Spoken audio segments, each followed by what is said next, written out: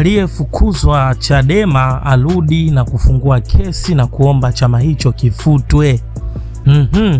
Niliweza kukujuza siku chache zilizopita kwamba kuna yule kiongozi wa Chadema huko Zanzibar ambaye amefukuzwa kutokana na mwenendo wake kutokuwa mzuri. Kwa sababu gani?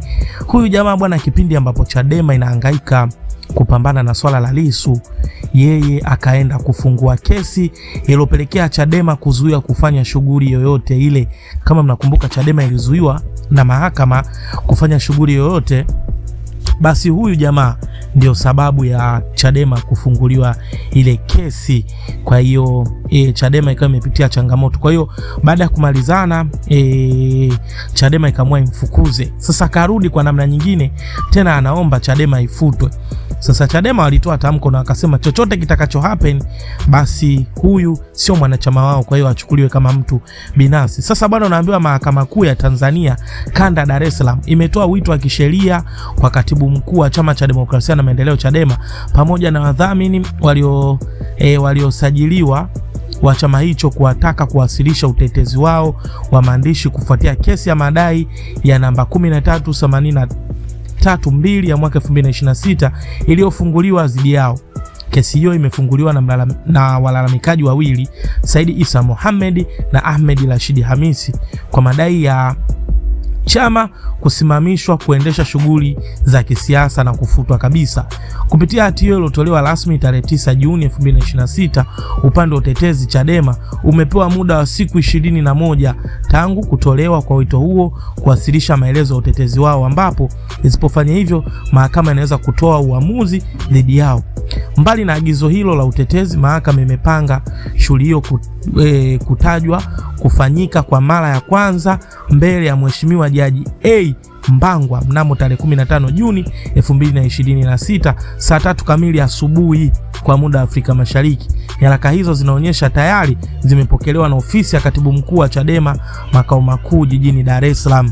Sasa ndo hivyo, ukisikia adui atoki mbali, ndio huyu hapa. By the way, mimi naweza kusema Wazanzibari ni wanafiki, tena wanafiki kweli kweli, wanafiki. Huyu jamaa bwana kalelewa na kukuzwa kwenye siasa ndani ya Chadema, kachukuliwa huko hajulikani.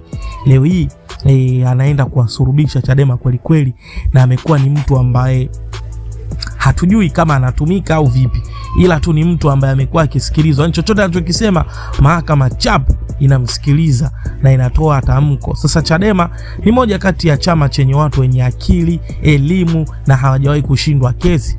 Kama alishinda ya mwanzo, hii ni kesi ndogo sana, tena ni kesi ndogo mno.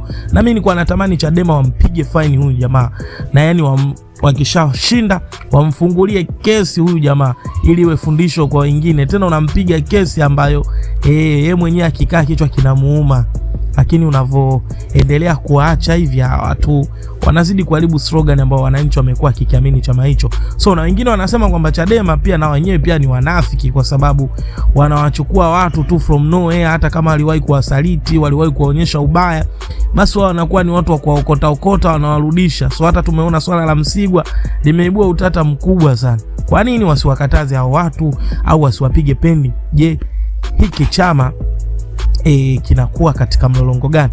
Lakini acha nikwambie tu kwamba yote haya ni kwa sababu Mbowe katolewa kwenye hiyo nafasi. Kwa hiyo kuna watu wanakosa mauraji na mavyakula waliokuwa wameyazoea kipindi cha nyuma, kwa sababu inatajika kwamba Mbowe ndio aliyekuwa anakiharibu hicho chama, kwa sababu kilikuwa kinaonekana ni chama cha upinzani, lakini wapi, kumbe watu walikuwa na maisha yao, wanagonga mvinyo fresh kabisa na watu wa kijani. So drop comment. Mimi yangu ni hayo tu. Bye bye.